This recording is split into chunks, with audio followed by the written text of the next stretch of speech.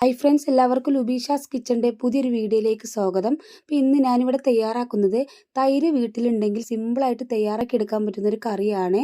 അപ്പോൾ കൂടുതൽ ചേരുവകളൊന്നും വേണ്ട ഈ കറി തയ്യാറാക്കാനായിട്ട്. അപ്പോൾ എങ്ങനെ ഇത് തയ്യാറാക്കുന്നത് നോക്കിയാലോ. അപ്പോൾ അതിനായിട്ട് ഞാനൊരു ബൗൾ എടുത്തിട്ടുണ്ട്. അതിലേക്ക് നല്ല കട്ടിയുള്ള ഒരു കപ്പ് തൈര് ഒഴിച്ചു കൊടുക്കുന്നുണ്ട്. അപ്പോൾ അധികം പുളിയൊന്നും ഇല്ലാത്ത തൈരാണ് എടുത്തിട്ടുള്ളത്. ഇനി അതിലേക്ക് ഞാനൊരു 1/4 കപ്പോളം വെള്ളം കൂടെ ചേർത്ത് കൊടുക്കുന്നുണ്ട്. അപ്പോൾ ആ കപ്പിൽ തന്നെ ഞാൻ ഒരു 1/4 കപ്പ് വെള്ളം ചേർത്തിട്ട് ഒഴിച്ചു കൊടുക്കുന്നുണ്ട്. അതിനുശേഷം ഈ തൈരിലേക്ക് ആവശ്യമായിട്ടുള്ള ഉപ്പ് ചേർത്ത് കൊടുക്കുന്നുണ്ട്. ഒരു 1/2 സ്പൂൺ ഉപ്പ് ചേർത്ത് കൊടുത്ത് ഇത് കട്ടയില്ലാണ്ട് നന്നായിട്ടൊന്ന് മിക്സാക്കി എടുക്കണം. ഇപ്പം മടി പിടിച്ചിരിക്കുന്ന സമയത്തൊക്കെ തയ്യാറാക്കി എടുക്കാൻ പറ്റുന്നൊരു കറിയാണ്. അപ്പോൾ അത് നന്നായിട്ട് മിക്സാക്കി എടുത്തിട്ടുണ്ട്. അതിനുശേഷം ഇതൊരു ഭാഗത്തേക്ക് മാറ്റി വെക്കുന്നുണ്ട്. ഇവിടെ ഒരു മൺചട്ടി എടുത്തിട്ടുണ്ട്. അത് നന്നായി ചൂടായതിനു ശേഷം അതിലേക്ക് വെളിച്ചെണ്ണയാണ് ചേർത്ത് കൊടുക്കുന്നത്. ഒരു 2 ടേബിൾ സ്പൂൺ വെളിച്ചെണ്ണ ചേർത്ത് കൊടുക്കാം. എണ്ണ ഒന്ന് ചൂടായി വന്നതിന് ശേഷം അതിലേക്ക് ഒരു സ്പൂൺ കടുക് ചേർത്ത് കൊടുക്കുക. കൂടെ തന്നെ ഒരു 1/4 സ്പൂൺ ഉലുവയും കൂടെ ചേർത്ത് കൊടുക്കണം.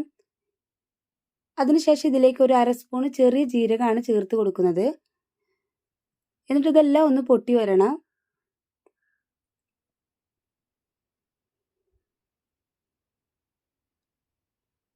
അപ്പോൾ കടുകെല്ലാം പൊട്ടി വന്നിട്ടുണ്ട്.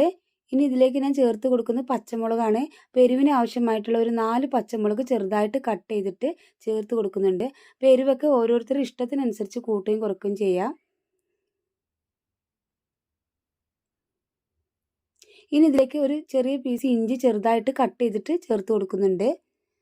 അതും കൂടി ചേർത്ത് കൊടുത്ത് ഒന്ന് വഴറ്റിയെടുക്കുന്നുണ്ട്.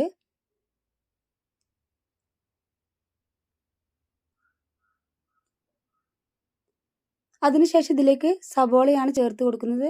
ഒരു ചെറിയ സബോള ചെറുതായിട്ട് കട്ട് ചെയ്തിട്ട് ഇതിലേക്ക് ഇട്ട് കൊടുക്കുന്നുണ്ട്. എന്നിട്ട് അതും കൂടെ ഒന്ന് വഴറ്റിയെടുക്കണം. ഈ സബോളയുടെ കളറെല്ലാം മാറി വരും, അതുവരെ ഒന്ന് വഴറ്റിയെടുക്കാം.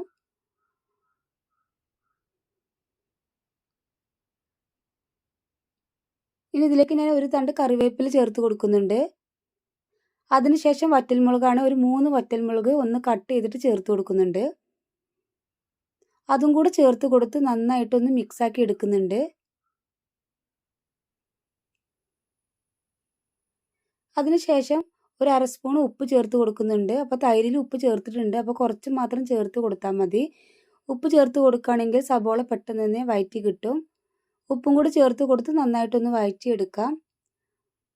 അതിനുശേഷം ഒരു തക്കാളിയാണ്, അത് ചെറുതായിട്ട് കട്ട് ചെയ്തിട്ട് ഇട്ട് കൊടുക്കുന്നുണ്ട്. എന്നിട്ട് നന്നായിട്ടൊന്ന് മിക്സാക്കി എടുക്കുന്നുണ്ട്. അപ്പോൾ തക്കാളിക്ക് ഒന്ന് സോഫ്റ്റ് ആയിട്ട് വരണം, അതുവരെ നമുക്കൊന്ന് വഴറ്റിയെടുക്കാം. അപ്പോൾ തക്കാളിയൊക്കെ ഒന്ന് വെന്ത് വന്നിട്ടുണ്ട്. അതിനുശേഷം ഇതിലേക്ക് പൊടികൾ ചേർത്ത് കൊടുക്കണം. ഒരു 1/2 സ്പൂൺ മഞ്ഞൾപ്പൊടി ചേർത്ത് കൊടുക്കാം. കൂടെ തന്നെ ഒരു 1/2 സ്പൂൺ കാശ്മീരി ചില്ലി പൗഡറാണ് ചേർത്ത് കൊടുക്കുന്നത്.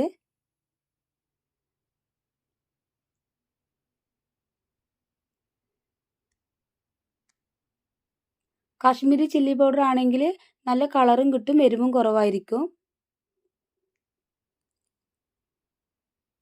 ഈ പൊടികളൊക്കെ ചേർത്ത് കൊടുക്കുന്ന സമയത്ത് ലോ ഫ്ലെയിമിൽ വെച്ചാൽ മതി. ഇനി ഇതിലേക്ക് ഞാൻ ഒരു പിഞ്ച് കായപ്പൊടിയും കൂടി ചേർത്ത് കൊടുക്കുന്നുണ്ട്. എന്നിട്ട് ഇതിൻ്റെ പച്ചമണമൊക്കെ ഒന്ന് മാറുന്നത് വരെ ഒന്ന് വഴറ്റിയെടുക്കാം. അപ്പോൾ ആ പൊടികളുടെ പച്ചമണമൊക്കെ ഒന്ന് മാറിക്കിട്ടണം.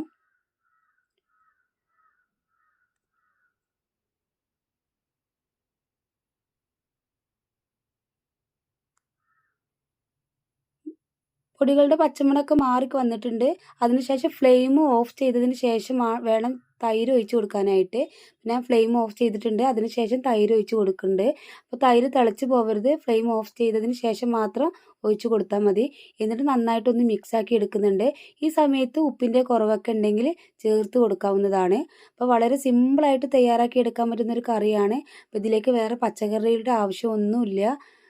മിനിറ്റുകൾക്കുള്ളിൽ നമുക്കിത് തയ്യാറാക്കി എടുക്കാൻ പറ്റും. ഇനി അതിന് മുകളിലേക്ക് ഞാൻ കുറച്ച് മല്ലിയില ഒന്ന് സ്പ്രെഡാക്കി കൊടുക്കുന്നുണ്ട്. എന്നിട്ട് ഒന്നും കൂടെ ഒന്ന് മിക്സാക്കി എടുക്കുക. അപ്പോൾ എല്ലാവരും ഇതുപോലെ ഒന്ന് ട്രൈ ചെയ്യുക. അപ്പോൾ ഇൻഷാ അല്ലാഹ് അടുത്തൊരു പുതിയ വീഡിയോയുമായിട്ട് വീണ്ടും കാണാം. Okay, by.